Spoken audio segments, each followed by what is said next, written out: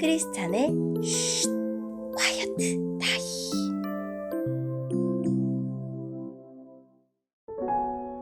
샬롬, 크리스찬 성도님들 반갑습니다. 오늘의 본문은 다니엘 8장 1절부터 14절까지의 말씀입니다. 본문의 제목은 순양과 순념소의 환상입니다. 본문을 읽기 전에 어떤 내용인지 요약본을 먼저 읽어드릴게요. 다니엘은 두 번째 환상에서 순념소가 순양과 싸워서 이기는 것을 봅니다. 순념소에는 뿔이 있었는데 그중 작은 뿔이 자라서 강해지고 결국 하나님의 백성을 핍박합니다. 오늘의 본문 1절입니다. 벨사살이 왕이 된 지 3년째 되는 해에 나 다니엘은 환상을 보았다. 전에 본 것에 이어 두 번째 환상이었다. 그 환상 속에서 보니 내가 엘람 지방의 수도인 수산성의 을레 강가에 서 있었다.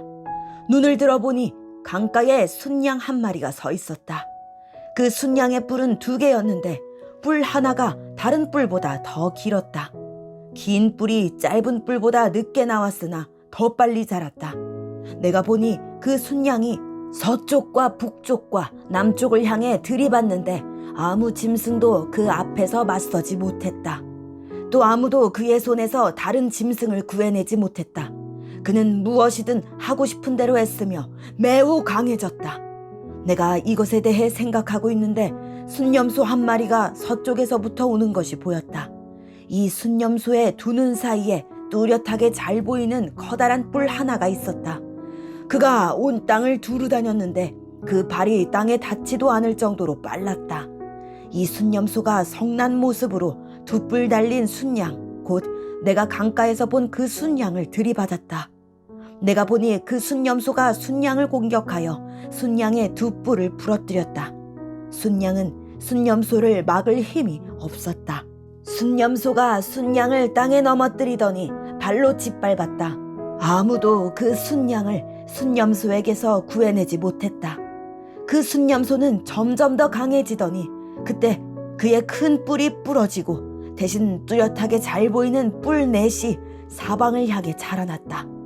그러다가 그중 하나에서 다시 작은 뿔 하나가 자라났다. 그 뿔은 남쪽과 동쪽과 아름다운 유다 땅을 향해 크게 뻗어나갔다. 그 작은 뿔이 하늘에 닿을 만큼 자라나더니 하늘 군사들 중에서 몇 명을 땅에 떨어뜨려 짓밟았다. 심지어 그 뿔이 하늘의 군대 사령관에게 대항할 정도까지 되어서 주께 날마다 드리던 제사마저 못하게 하고 주께 예배드리던 전마저 헐어버렸다. 그 뿔 때문에 하나님을 반역하는 일이 일어났고 백성들은 날마다 드리던 제사를 멈추었으며 진리는 땅에 내던져졌다. 그 뿔은 하는 일마다 다 성공했다. 그때 두 천사가 말하는 것을 들었는데 한 거룩한 자가 다른 천사에게 물었다. 이 환상 속의 일들이 언제까지 계속되겠소? 날마다 드리던 제사가 금지되고 하나님께 반역하여 멸망을 부르고 성전을 헐고 하늘 군사를 짓밟는 일이 언제까지 계속되겠소? 천사가 내게 말했다. 이 일은 밤낮으로 2300일이 지날 때까지 계속될 것이다. 그런 뒤에야 성소가 다시 깨끗해질 수 있을 것이다. 아멘. 오늘의 본문을 통해 이해할 수 있는 부분은 무엇일까요? 다니엘이 두 번째 환상을 본 것은 벨사살 왕 3년 수산성 을레 강가에 서 있을 때였습니다. 수산성은 바빌론 성에서 약 320km 떨어진 곳으로 훗날 페르시아의 수도가 됩니다.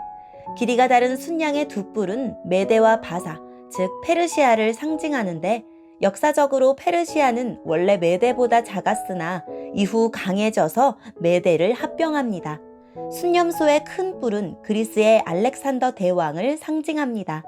20살에 그리스 연합군의 왕이 된 알렉산더는 이집트, 페르시아를 넘어 인도까지 점령했다가 33살에 갑자기 고열로 사망하고 이후 그리스 제국은 그의 장군들에 의해 4개의 왕조로 분열됩니다. 작은 뿔은 그중 셀루쿠스 왕조의 8대 왕 안티오쿠스 4세를 가리킵니다. 그는 이스라엘 내 강력한 헬레니즘 중심 정책을 펼치고 이에 반대하는 많은 지도자와 백성을 숙청하거나 몰아냅니다. 심지어 그는 성전에서 드려지는 제사를 폐지하고 그 안에 제우스 신상을 세웠으며 율법이 부정하게 여기는 돼지의 피를 성전 안에 붓는 등 하나님의 이름을 더럽히고 그의 백성을 잔혹하게 핍박합니다. 오늘의 본문을 통해 알 수 있는 우리 하나님은 어떤 분일까요? 장래를 계획하시고 그 계획대로 역사를 움직이시는 분입니다. 벨사살 왕제 3년이면 아직 바빌론이 건재하던 때입니다. 그때 하나님은 다니엘에게 순양과 순념소의 환상을 통해 페르시아 제국과 헬라 제국의 등장을 예고하셨습니다. 그뿐만 아니라 알렉산더 대제의 갑작스러운 죽음 후에 헬라 제국이 4개로 나뉠 것과 그중 셀레우코스 왕가의 안티오코스 4세 에피파네스가 유대 민족을 핍박하고 예배를 금지하고 성전을 더럽힐 것까지 예고하셨습니다. 바빌론 멸망과 페르시아에 이은 그리스의 부상은 모두 하나님이 계획하시고 그대로 성취하신 사건입니다. 이처럼 하나님의 손에서 벗어난 현실은 없습니다. 세계 정세를 누가 주도하더라도 사회에 어떤 정책과 법안이 세워지더라도 세상은 하나님의 계획과 통제 안에 있습니다. 현실이 암울하더라도 하나님이 정말 하나님 나라를 세우실까 의심하지 말고 하나님이 실패하시지 않을까 걱정하지 맙시다. 하나님은 영원한 나라를 그의 거룩한 백성에게 주기 위한 계획을 차질 없이 진행하고 계십니다. 오늘의 본문을 통해 우리에게 주시는 교훈은 무엇일까요? 세상이 걷잡을 수 없이 망가졌다는 증거, 세상을 향한 하나님의 심판이 임박했음을 알 수 있는 표지가 있습니다. 그것은 바로 악하고 불의한 자들, 즉 진리를 땅에 던지며 자의로 행하는 자들이 형통하는 것입니다. 그 이면에는 하나님의 말씀을 지키며 선하고 정의롭게 사는 자들이 고통스럽게 사는 현실이 있습니다. 어떤 시련을 겪고 있습니까? 우리가 고난을 견디고 믿음을 지키면 주님은 우리를 더 온전한 모습으로 회복해 주실 것입니다. 내게 혹시 힘이 있다고 해서 그 힘을 믿고 하나님이라도 된 듯 오만하게 행동해선 안 됩니다. 누가 아무리 강한 힘을 가졌다 해도 그 힘에 굴복해선 안 됩니다. 인간의 힘과 권세는 모두 일시적일 뿐입니다.